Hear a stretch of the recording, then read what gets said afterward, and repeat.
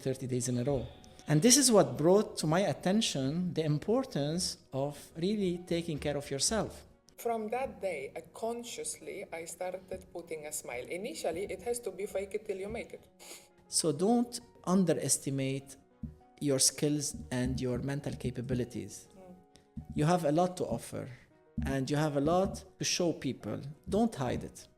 And we know from science that human brain likes formulas. So 1, 2, 3 approach, when you explain to humans how it works, they are much more likely to apply it, providing they understand it. This is a simple formula. Any break in this formula will lead to undesired outcome. And this is not what we want. When they come full of energy and full of anger and everything, I see the steps coming to my office. Happy caregivers or satisfied caregivers, you will have happy patients.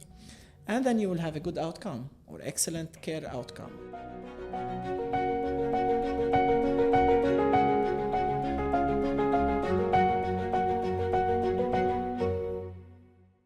Welcome to From Hero to Human, your safe platform to have a conversation about mental health for healthcare professionals and beyond. And when I say and beyond, every single one of us comes into contact with a nurse or a doctor. So if these professionals are taken care of, or most importantly, they are taking care of themselves, we're gonna see these positive ripple effects in our communities. So why we become caregivers? Because we want to serve. We want to serve our patients, their family, their community. So this platform is for you. It's a bold, authentic conversation and not a prescription. Even though I'm a nurse and I have a cultural background in healthcare in many countries, I do not issue prescriptions. We issue empowerment and we issue choice. So through storytelling, with our amazing guests on this podcast, you are able to find a solution for your well-being, for your mental health, that is tailored to your needs. And please, when you find that solution and is bringing a positive effect on a personal level, share it with others. This is how we create a positive change in our ecosystems. So today's episode is super special, and actually the topic and the guest, really, this is close to my heart. Not only because I am a nurse, an educator, a coach, and a mental agility expert. Today's guest is a visionary healthcare leader. This is how I see Halim Ghafari. So Halim, welcome to From Hero to Human, and I am so excited for this conversation, because I know we're gonna be talking a lot about the hero narrative in healthcare, and specifically the Nurses Week is coming up in May. You are also behind the first nursing symposium here in the UAE, and really, when I looked at the structure, at the topics, it's really a different type of conversation. There is a lot about mental health, about well-being for the caregivers, and how do we shift these conversations into action? So normally I give a description of your bio and what you do, but I've decided for this episode, I'm gonna ask you a big existential question at the very beginning. Tell me, who are you as a human? Sure. Thank you, Magda, for the invitation. It'll be my pleasure to talk to you today and to talk on this episode about our insights and my insights on how I see a caregiver, whether in a hospital setting or in a clinic setting or any kind of patient care setting, wherever it is, even home care. So let me start by just introducing myself briefly. Definitely, I'm one of those people that started as a nurse at the bedside. That takes me back to, I don't want to say my age, but they will guess it definitely. So let's say I graduated in 2000 in 1999, 2000, and I started my career in Lebanon. So I started from the American University of Beirut with a bachelor degree in nursing, and I started 1 year at the American University Hospital Medical Center in Beirut before I moved to Saudi. And in Saudi, I continued my career over there. So by background, I work in the critical care setting. This has strengthened mindset, and it reflected on my critical thinking in everything in life, not only in patient care. It helped me a lot. Definitely, this has given me a lot of experience and a lot of commitment and perseverance to do what I'm doing right now. But it also taught me that if I did it myself, why I cannot help people in advising them, especially the people that I'm responsible for. And definitely through this episode, definitely some people will be benefiting from this, to advise them that life is all about a balance. They always say work-life balance. I can say work-life balance. It could be some other kinds of some other forms of balance. It does not have to be always work-life balance. And if you take care of yourself, definitely you're gonna see a lot of positive outcome out of what you're doing, because your mind needs some rest. So some more about my biography. Yeah, definitely. I went to Saudi, 15 years working there. I got exposed to people at different levels in Saudi, and which led me to continue my educational background on top of my experience, definitely, and my working experience. So I went back to college, and I continued my master's in 2014 when I had my third child, my third baby. At that time my wife was pregnant, so I decided, okay, she's pregnant, we have time to go back to education. So I went back, and I had my executive master's in MBA, which helped me a lot.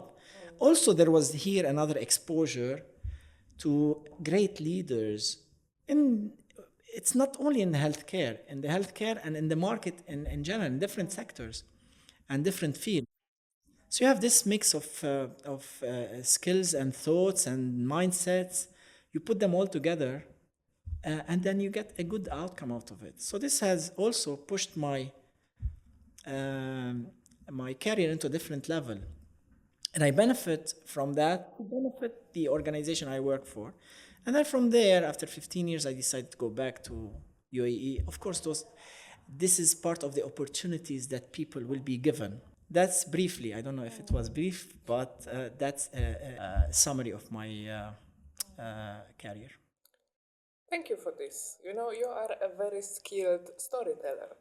And when you are telling these stories, I see the human and I see your professional capacity, because you're also talking about the balance between work and life. Actually, here I very often challenge this narrative, and I said there is no such thing as work-life balance, it's just life balance, because Right. there are many other components. Absolutely. But see, everyone has a different point of view, you know, on these concepts. That's why in this platform we bring many different narratives, many different opinions, you know, people have rich lives, rich experiences. And what you have just explained is a really rich story. And I can see the resilience, the joy in what you are doing, but also taking a lessons from those moments in your life, because you've realized you were in that hero narrative at the beginning, working, working, working. And when you are explaining doing the extra overtime and the shifts, you know, myself in the NHS days, I used to do exactly the same. I was that hero. So, you know, this is my disclosure here. I Yeah. was the hero with the Yeah. cape on. And there were many other heroes around me, and we were like the pack of heroes running around doing things. But then a moment comes in our lives when we realize this is not the way forward. Right. Because as humans, we have limits. And another challenge that I put into these pictures is, as caregivers, we really need to fill our own cup.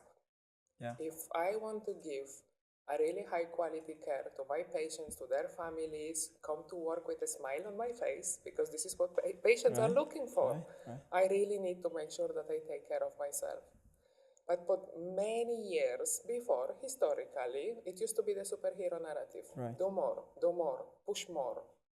Sometimes it is needed. We have crisis situations, we had pandemic, you know, there is major incidences, there is many things happening in healthcare, but we cannot go in the superhero mode 24/7, 365 days a year. I totally agree with you.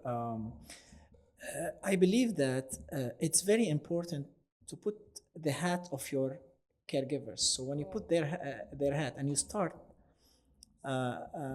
you start from scratch, you'll understand how they're feeling, and you will be able to give your insight to them. But if you don't do that, you will not be able to understand what they're going through.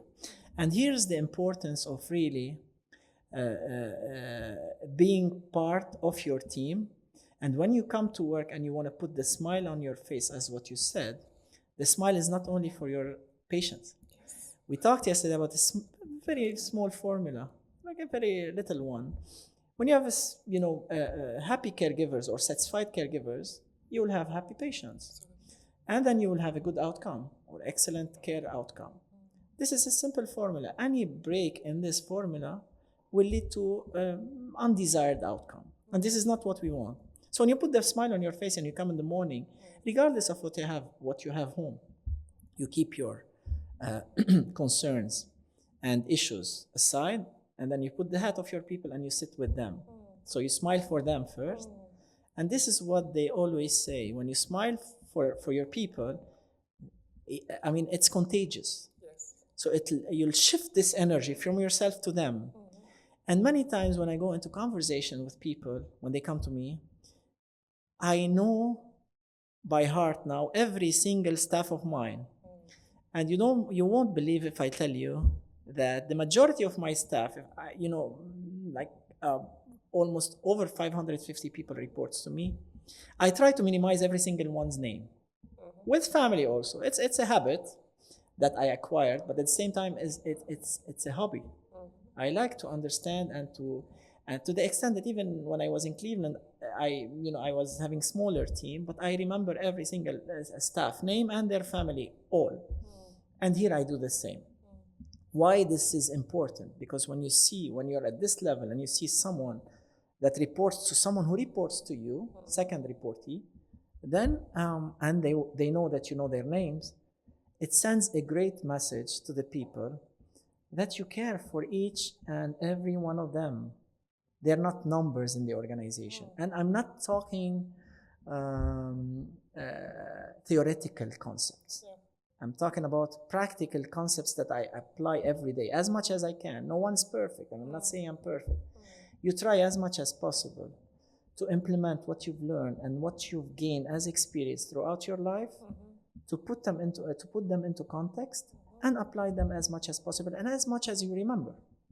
Because you cannot remember every single tool. Tools are on papers. You learn them, but over time and with experience, it will start coming. You don't need to read and remember, let me implement this. This is exactly a wrong concept that I believe. Again, whatever I'm mentioning is a personal thought and personal belief in how management should run. The worst thing, or not the worst thing, I don't want to say the worst thing. The most difficult thing is to manage people. You can manage numbers. You can manage products. You can manage departments. But the most difficult thing is to manage people, because you have different personalities. And one of my topics in the symposium, talking about the symposium, and I don't know if this is an ad for my symposium, is I'll be speaking about how to handle the Gen Z in organization, mainly healthcare, because I'm in that sector. To manage them, I remember it'll take me back to 2016 or 17 when I was sent to the States. I went to attend a conference and I attended a presentation about how to manage millennials at that time. But years are gone now, and now we talk about managing Gen Z. Maybe later on we'll have to manage Gen Alpha. Nobody knows. But up till now, this is what we're dealing with, and we have to accept the fact that this is what we have in the organization: a highly tech people that cares only for their mobile, social medias, and this is what they like to learn. And more products will be coming, or more thoughts will be coming on this during the symposium, which we're going to address as one aspect of the symposium. When you're talking, I'm smiling, because I pull examples from my own practice. And when you're saying, smile at your people, they will smile at our patients. This is the chain reaction. Yeah. And one thing is, I love formulas. And we know from science that human brain likes formulas. So 1, 2, 3 or 1, 2, 3, 4, 5 step approach, when you explain to humans how it works, they are much more likely to apply it, providing they understand it. So in my nursing career, I was actually a newly graduated nurse back in the UK. I received one of the most powerful feedbacks from a patient on a professional level. So I took my medication trolley in the morning at 7:30 after I took my endorsement. I am about to enter a bay of male patients, 6 bed, all full. So I enter, I look at my patients and I say good morning. They said good morning. Yeah. I entered into the middle of the bay and one of the gentlemen in the middle bed on the right said to me, "Nurse, smile. It will make us feel better." Oh my God, you cannot imagine. I still feel the emotion and the intensity of this thoughtful feedback. Yeah. It made me realize, yes, I was not a smiley person 15 years back. I was not. My sister always used to be the smiley one and Magda used to be the serious one. Yeah. Imagine. From that day, consciously, I started putting a smile. Initially, it has to be fake it till you make it. Till that smile became a natural reaction on, or even a feature on my face. So really, this is how I started also and yourself creating this positive change. And the second thing that you have mentioned, the human-oriented leadership. Right. So not seeing people as numbers, we're seeing them as humans. And the minute we drop the role, HR manager, IT manager, whatever, and we say, "Halim, how are you today? Tell me about your family. Tell me about your life." The whole dynamic shifts. And this is when we want to be bringing results. We want to increase productivity. We want to bring more revenue to our business. We need to start with the human in front of us. And that's my magic formula. Right. Start every human interaction with empathy and curiosity. Right. You know what? Who's your best mentor is your customer. Whatever you learn in books. You mentioned a very good example of how you learn to smile every day through a feedback from the patient. Even if a professor or a teacher teaches you tools and techniques how to smile, it'll be on papers. Yes. But the patient told you, or your customer in general, we're talking patients because we're in healthcare, but in general, your customer is the best mentor for you. He gives you exactly what he's expecting from you. And this is when the change starts, and it'll stick here. You might take the tool 100 times in 100 classes, you still forget about it. The moment a customer or a staff tells you about something, it sticks here and it'll stay and it'll become a habit for you that you practice and you implement at any given similar situation. And that's very, very interesting for me. Is I learn from my people without telling them, but I learn when they talk to me, when they have gestures. I just mentioned that when I mentioned about knowing every single one of my people, I mentioned also when they come to me, I know what they actually want. And I know that this person, this is his way of reaction, that person is that. So when they come full of energy and full of anger and everything, I see the steps coming to my office. The one thing that I do, and whoever is going to watch this podcast, he's going to know I'm talking about him or her. They know. When they come to me as full of anger and they want something or something bad happened to them because of lack of communication from others or other departments, and I'll smile to them. This anger that he's coming or she's coming for just start getting fading away until it goes. Before he stops and he calms down, I don't continue. I will not start any conversation before things are cooling down. And he knows or she knows. I say, just calm down. Okay. So you're cooling down. Then the tone starts changing, then everything starts changing, the smile starts on the face, and then we start, now, how can I help? You know what I mean? And this is what I do. And they say, how can you sustain such high level of patience? It does not come within a day or 2 or 3. It does not come within, or from 1 or 2 or 3 exposures. It's the many and hundreds and maybe thousands of exposures that you get in life that takes you to this level of integrity. And this is when you start learning. Simple tools you give to your staff, it teach them a lot more than books. So what I do when I get angry myself, because at the end we're human being, Yeah. right? You go back to your previous. Mm-hmm. Sometimes some people will continue playing on your nerves, and it's not intentional, but this is the way that they. And you start you try to calm down, and you try to calm them down to the extent at the end you just have to stop this kind of thing, stop the conversation, disconnect a little bit, and then connect back.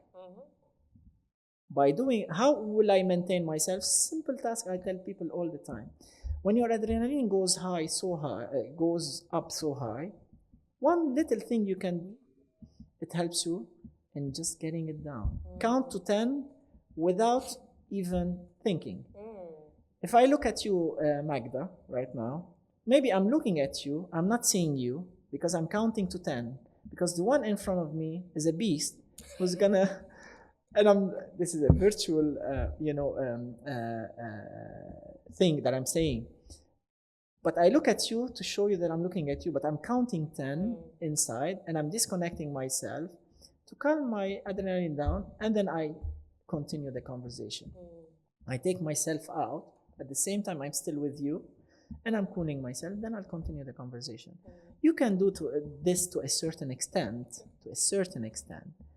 unless that person in front of you has the intention to continue, to have this quarrel go on and on and on. At that time, it's better to stop, go out, finish, and then come back to that conversation. So definitely we're human beings at the end, and we must at one stage put an end to any kind of miscommunication between us and our staff or our patients or whoever. That's only my insight on that. Again, you know why I'm smiling? Because I've developed my own formula. One of the emotional intelligence tools, which is called pause, think, talk. Majority of people skip the first two, and we just talk. And this is how conflict, misunderstanding happens. Right. Look at organizational dynamics. We imagine a narrative in our heads. This is what my coworker is thinking. I received an email, I'm already angry, so I'm gonna go there and react instead of responding. And Right. this is one of the super skills currently in leadership that is missing. We can see, I'm observing quite intensely the evolution in leadership that has moved from being about the muscle, then it was about the brain, and now we see what is emerging, the leadership that is about the heart. So really acknowledging the human in front of me. Yeah. But if I myself cannot acknowledge my own humanity, I'm still the superhero, I'm always stressed, I'm always angry, I'm always reactive, I cannot see the human in front of me. Right. Interesting. You talk about the email. So every time you talk about something, it brings a lot of experiences, a lot of tools that we learn. A lot of studies has been made, or a lot of studies have been made on people who send emails in a reactive way. And they found out that when you receive an email, you're angry. What do? You just immediately reply within 5 minutes, and then you send the email. And you feel very relaxed, comfortable, because I did it, right? But what are the consequences behind what you've done are so huge, and you won't realize that until later on, or until somebody escalates and everything. And it might cause you a lot of disruption in your career.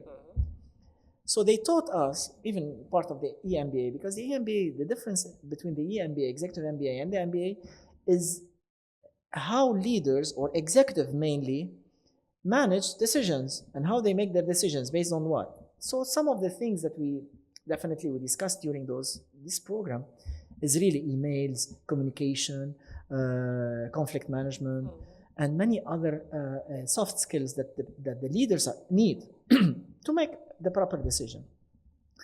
So they studied the emails, and they said, if you are angry, they taught us, write anything you want. Don't send, save. Come back the second day. When you come back the second day, they found out that 70 to 80% of the content will be changed. 70 to 80%. Whatever you put in, and you don't believe, some people did not believe that they are the one who wrote those emails. This is something really I always tell my people. Don't react, don't send email, study it well, and some people will learn, and they want to learn. Some others no, they continue doing that. It takes a lot of efforts for some people, whereas other people who are really critical thinkers but still fresh, they go through the same path we went ourselves. Yeah. We all did this at one stage. We all reacted. 100%. We all shouted. Yeah. We all cried. We Yeah. all fought. We all caused patient dissatisfaction. But at one stage, we grew up, and then we are trying to cut on those things for our staff. If we do it, this is part of our job. Managing people is about changing something in someone's life. Absolutely. For free. I think we are reading the same type of research. Because I did an exercise with my nurses. You imagine you have a daily huddle. Yeah. Your senior team comes to the huddle and they will be like, we sent them this email, they didn't reply. We sent them another email, they didn't reply. They're not giving us the data, The same story every single day. And then I ask a question. Is there anything else that you can do? Silence in the room. I said, can you go and talk to that person? Silence. So I said, come on, let's go. I'm going to show you how is it done. But again, I've learned it through my mistakes. I was also that person who received an email and is like, why is he saying this? Why is she saying this? Yeah. Then when you learn the science of emotional intelligence, that management of myself will impact how I will lead, how my people will feel, will also impact the well-being. And the core topic of our conversation today is about the caregiver's well-being and mental health. Yeah. So let's look at the UAE. We know the numbers of mental health crisis. We know we are in epidemic, the stress and burnout levels. We know the levels in healthcare professions. We know how many providers are leaving, and there is this glorification of stories of burnout. And what I would like to see glorifications of stories of people who develop their emotional intelligence so they can manage stress better. Because there is a strong scientific proof that the higher the emotional intelligence, the better stress management. Absolutely. Definitely. And that's something very, very vital for every single team to adapt. And I always tell people, if I do the huddle for you, please, and I insist, you do it for your people. You do it with your people. Because the messages you send every day, even if it is repetitive, it will stick here at one stage. Even if they take 10% every day or 5% every day. At one stage, they're going to grab a lot of things. And the huddle is not, and I always tell them, I'm not bringing you to a huddle to sit and have coffee and sit and relax. We're huddling to send you messages of life and for today. So I'm not giving you for 1 month. If I want to do a meeting, I will sit with all of you and I'll do quarterly meeting, monthly meeting, whatever. And we'll talk about, about things for at length. The huddle is for something that you learn for today. You go, you implement, you change the life of your people. And this is why you take what I say, to the extent that sometimes we repeat the same thing in the huddle. And I say, oh, we talked about this a way back. But do you remember? Yeah. So I told them, from now on, we'll have to document what we're doing in the huddle. So we can remember that on that day, those are the people that participated, and this is the message that was sent out. We're repeating it again. I hope we will fix issues based on what we've already mentioned in the huddle. Because if we huddle every day and then the same things happen and then the same conflict happen, then as if, we didn't do anything. So, and people started doing it themselves. Some people will really love it, love the way that we interact. And they start cutting. So if I say 5-10 minutes, boom, boom, boom, finish. Let's move forward. And really changing the life of people is not an easy thing. It takes time, but the outcome is very promising. If it is not today or tomorrow, it's going to be next year or the year after. And they'll come back to you and they will say, well, we remembered everything that we did. And thank you. It was, something that we learned, something that benefit us. Yeah. And It's a continuous improvement cycle, right? right. Especially in healthcare, I don't want to undermine how highly pressured the environment is, right? We're dealing with people's lives. Yeah. The pressure is sky high. So obviously, if the patient, is critical, something is happening, this is going to be our focus. I'm Yeah. not going to be thinking what happened during the huddle. But there comes a situation, and exactly when we empower our people and we give them the control, because it's not what we tell them. There is another magic formula that I use when I, Yeah. for example, coach leaders. It's like people support what they help create. Just understand that. You telling them, sending them emails, very rarely is gonna produce something Right. substantial. Right. Right. Right. Right. I remember what I wanted to tell you earlier. So when we talk about burnout, and you mentioned that in the UAE now, there's a high level of burnout, and people are leaving for different reasons. We all know that people don't leave organizations, right? They leave the people within the organization. They leave their managers. And working on this aspect is very important. So the few things that we can do, we don't compare usually what we do here or there or what the others do. People will tell us, well, I used to work in an organization. I did not even have the chance to see my CNO once. Even my manager, I won't have the chance to see him. If that is told to me, I feel very bad.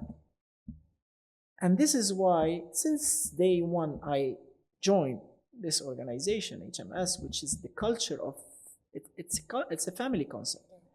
So we built this family concept within our team without compromising safety. Yes, we can consider ourselves a family, and this helps people feel appreciated, feel like they're a family member, but at the same time keep them accountable of what they're doing, and with keeping in mind that patient safety is a top priority over anything else.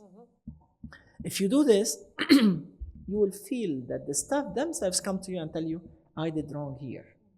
I did a mistake here, and I deserve to be given 1, 2, 3. When you start sitting in meetings, and again, this is related to burnout, when you start sitting in meetings where staff comes to you and admit what they've done from A to Z and tell you, I missed here because I just took a shortcut. I did this medication error because I did not read. When you start hearing such feedback, you understand that what you're doing and what you put in your managers, and because I don't do any counseling or any session where I discuss any issue or concern without the manager being there. The managers will learn how those sessions run, and they will do the same, and you're reflecting a good example for them to follow. You role model them. When the staff start talking about this, it tells you a lot about the way that staff sees you. And that cuts on your turnover, your staff turnover, and cuts on your resignation. It builds a strong team, well-established team. Over time, we're talking about a couple of years, you will start seeing the fruit of this thing.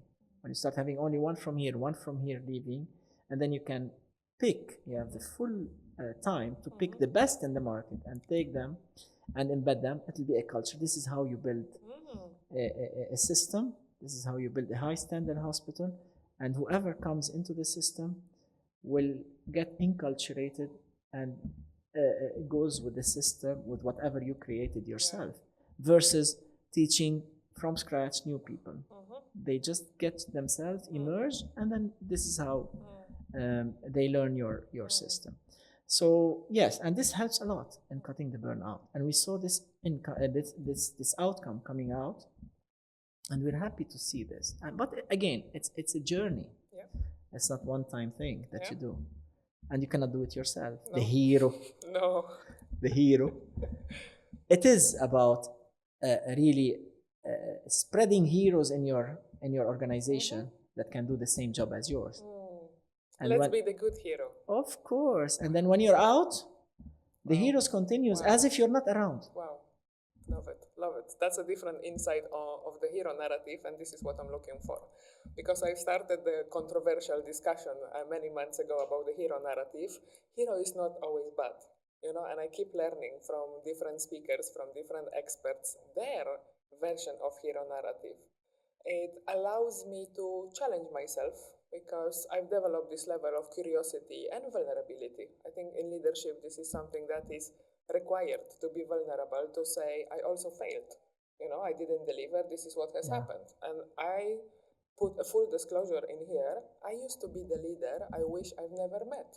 I was the one pushing for 200% and everyone to be the bad hero and just doing, and the being is never present. And what you've described in here, the family-like culture, is actually psychological safety. So you have high level of psychological safety when people are able to take interpersonal risk, disclose their mistake, but at the same time they feel safe that there won't be any reprimandation of not necessarily reprimandation. There still needs to be accountability and responsibility on their part. But this is what we need in healthcare. You need high level of psychological safety in teams, protecting them and our patients. And cultural differences. That's very important. Diversity within your group is very important because they enrich themselves, each other with what they have. Some strong culture can impact other maybe weaker culture, we can say, until they are at the same level. Absolutely. So you build values to the organization and you tell them to whatever value they bring with them, those they have to put it and go with the shared values within the organization. And we see this all the time. How many times some nationalities are a little bit scared of speaking up, but putting them in other nationalities that are stronger will push them to that level, right? Even sometimes we see from a certain nationalities, they come from the West, have gone through a lot of experiences there, they're stronger. But if we say the reality, they came from the same culture as others, but it's how you put them together. So it means that we can acquire a lot of things in life, and it's not always about innate characteristics. So we can acquire a lot of good stuff out of our exposures, out of our experience, out of our diversifying groups that we have in many sectors, not only in healthcare. And you build a good culture with the shared values where everybody, and this is the importance of the leadership, to set a vision and a culture and to set objectives and values for the organization. And here is the bigger work that is on the leadership to ensure everyone goes with what I set strategically for the organization. Love it. It's very often that, we see examples of unhealthy cultures when people don't really understand what is the mission, what is the vision, and what are the values. It's either the leadership is not communicating it on a level that everyone can understand, or maybe they're not involved. Because again, people support what they help create. There need to be some kind of collective intelligence input. Because this is what I do in team transformation coaching, is the power of collective intelligence. It's not historically leader has to have all the answers and they say it's lonely at the top. I mean, it's as lonely as you make it. If you want to go and lock yourself in that office and try to create all the strategies and, to be the hero, but not the very positive hero, you're going to burn out very quickly sitting in that office lonely. How many times we go for things on papers, strategies, all those things on the papers does not have any meaning. Because they will continue to be on papers, they continue to be maybe for the audit purpose, for whoever external bodies that are coming to check the organization. You show them everything on papers, but where is its implementation on the ground? And this does not happen in closed offices. Open door policy is very important. It's not a concept that is only we say to say it. It's really very valuable if you implement it right and correct.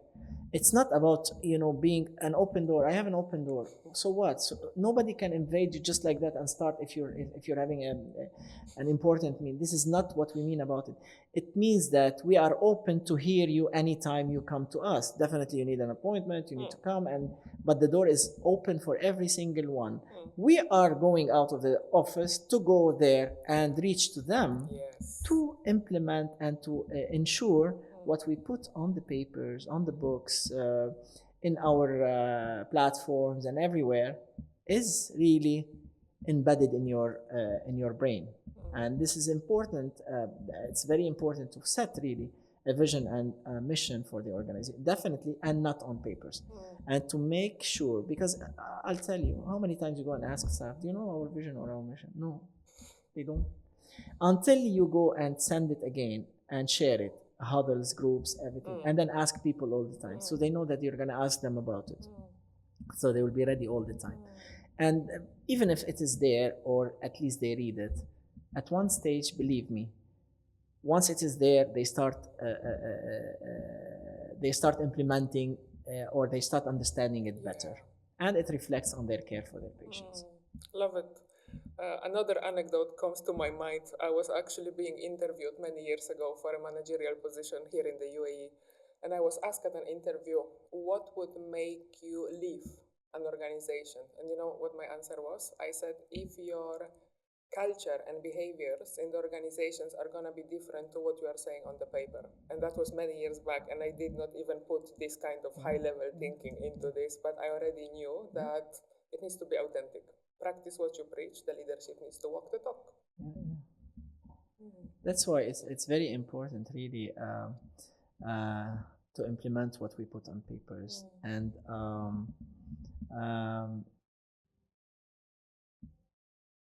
it's very interesting. The most important, for me, it just came to my mind now. The most important thing we do is the interview where we hire the people. That's the key in everything we do. And it's okay for me to be a little bit mean during the interview for a couple of reasons. They say sometimes, why will you dig so deep into your questions with the candidate? This is the best time, especially if you are doing an interview for 30 minutes and you're going to pick someone maybe for lifetime. You have to really dig deep into or dive into that person as much as you can. And if you're smart enough, so people don't believe that I interview every single staff in the organization, in nursing department. Every single one passes while I'm sitting there, and my people know. I get them to interview first to learn, for them to learn, to be part of the selection, and at the same time, for us both to agree whether that person who's sitting in front of us is the right fit for the organization. We take many things into account. We take of course the skills. Definitely we dig deep until we get the cream, and we don't go for what they know. We go for how they are coming to this conclusion of what they know. So the critical thinking over there. And then the second thing is the attitude and behavior. You can teach skills, you cannot teach attitude and behavior. So you pick the right thing. So you tease them, you try to get out of them, if they have any kind of attitude that's not going to be fitting with my organizational culture, it might give me a lot of messages that this person might need a lot of work, might need a little bit of work, is workable, is not workable, all those things. Or I'll dig more into references for that person until I have the right fit for the organization. Otherwise, of course, we say one rotten apple is enough to screw the whole thing. We try to avoid this rotten apple by removing it and putting somewhere else. Absolutely. Right? And you are dealing with humans, so you really want to understand what this human is going to bring to the organization. Of course. I love it. It starts even the pre-selection process and how we do the induction and how we're able to pick up. So because nowadays you might see CVs that are, wow, you say AI can get you anything. We're still having the old method of going through a normal kind of a very light kind of CVs and send it without going through this kind of AI well made CV that everybody will say, wow, what is this on the papers? And then get me there and I'll tell you exactly what is on the CV. But get my CV and get me there and I will not be able even to know what is on the CV. Yeah.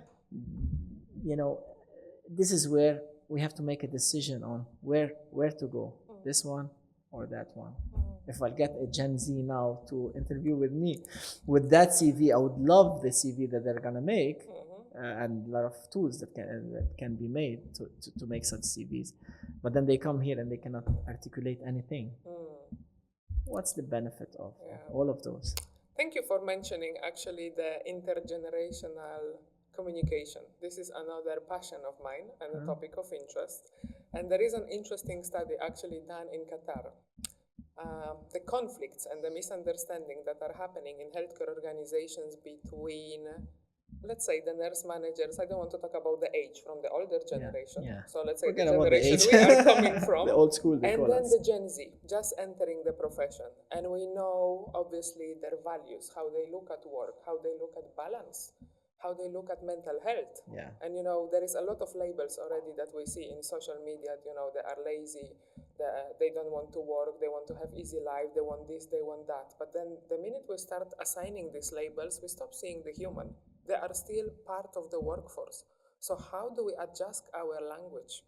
How do we tap into our emotional intelligence to really try to get the best out of these individuals, because they are also smart on another level? How can we complement what we already have with what they are bringing to the equation? And how much can you tolerate from what they're gonna give you as answers?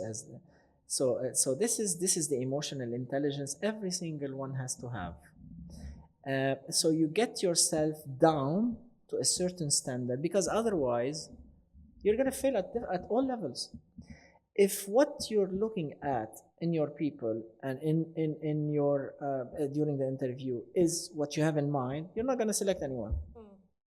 Because those years of experience, those knowledge that you have over there, the skills and everything, and you look at someone, oh, how can I get this? You don't compare what you're having based on what you get from skills and that. So it's very, very, and those tools that they're gonna give us, or I'm gonna talk about, of course, out of researches and everything, are gonna help leaders in the right selection and in the retention of those people. Otherwise, you lose them directly. Love it. You lose them directly. 20% of the population in the healthcare, 20%, and this is only a small piece of, is Gen Z. Yeah. So you have, this is a big chunk of people, or a good percentage of people that you're working with. So you have to take care of them. Yeah, an opportunity, right, to elevate, and also there is a concept of reverse mentoring. So what can we learn from these individuals? It's not, I know everything because I'm which generation are we from? Is it X. the baby boom? Oh, we are the X. We know everything because we come from the X, and we come from the age without internet and without mobile phones and all this. No, it's actually, this is our opportunity to learn. And when we adopt this mindset that every single human interaction, there is always something for me to learn. Take it this way. Imagine, so I have a daughter.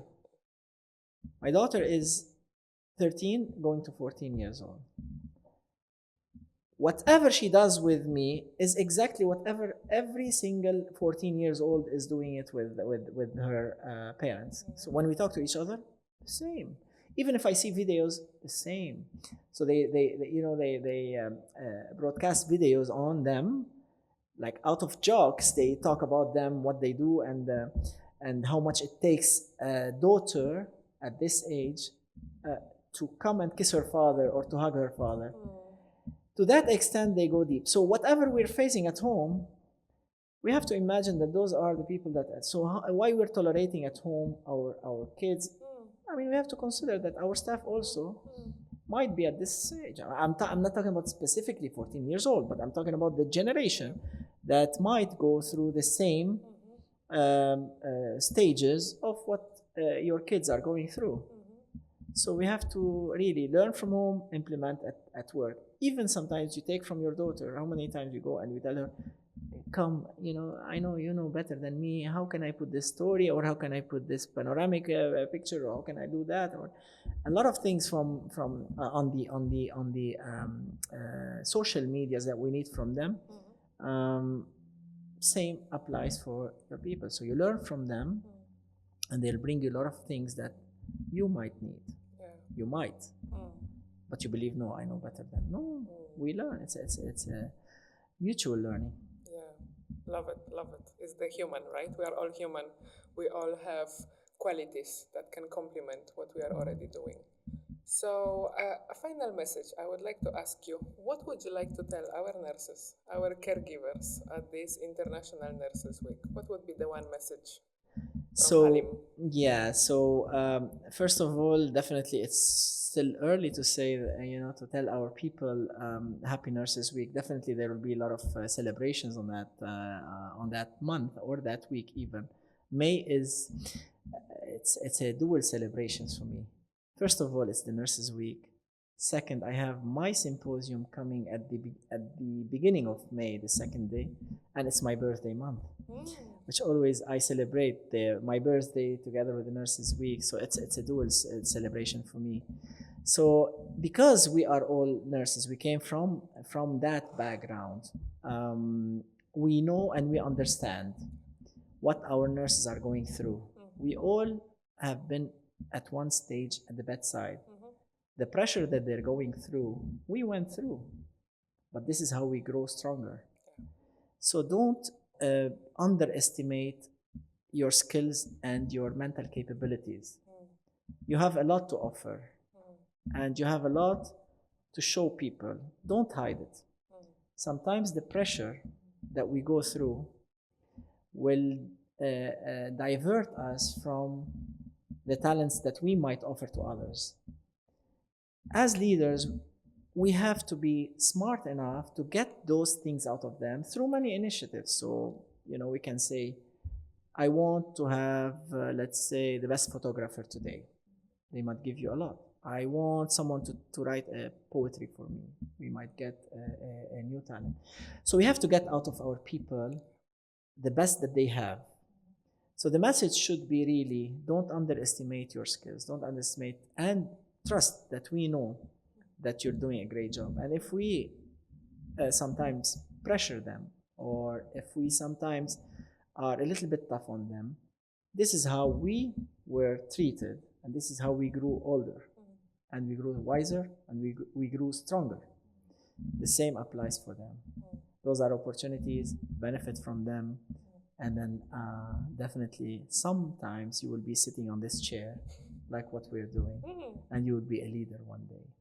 So I wish them all early happy Nurses Week, and hopefully we'll celebrate those activities together.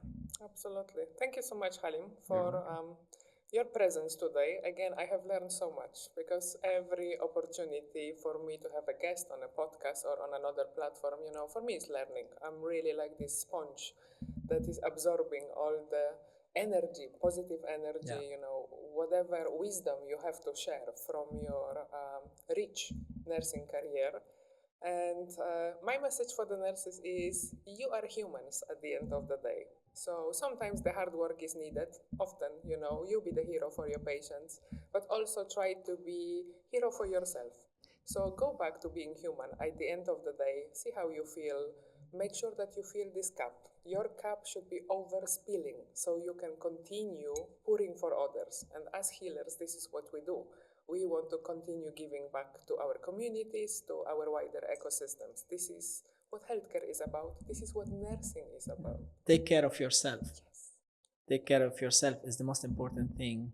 We mentioned at the beginning of the episode that we went through the same, and we missed on a couple of opportunities for ourselves to take care of ourselves. So learn what you can out of the leaders that went through the same as yours, and definitely you're gonna benefit. Absolutely, it's never too late. Right. Okay, never. Just do it now, and maybe this Nurses Week is your opportunity to reflect how I can start. And thank you for the invitation. I appreciate the opportunity to speak here at your podcast, and definitely we shared a lot of insights, and I learned from you as well. Hoping more successes for this podcast, and I'm sure you're gonna get more storytelling people, and they're gonna be successful as well. Thank you so much, Halim. So, everyone listening, if this resonates with you, you identify yourself maybe with the hero narrative, try to have a reflection on everything that you hear in here. Because the magic formula for change and transformation is awareness, choice, change. Every time you have a new awareness, you need to take an action. And the action doesn't need to be anything huge. Just do a small incremental change and you're going to arrive at a different outcome. And again, if you see a positive benefit on your own well being, please share it with others. This is how we create a positive change in our ecosystem. So do subscribe, do share with others, and please share your comments. I really need to know, and we need to know, how to make this platform better so you are getting all the, not prescriptions, so you are getting all the storytelling from the right sources and on the topics that you are looking for. Thank you.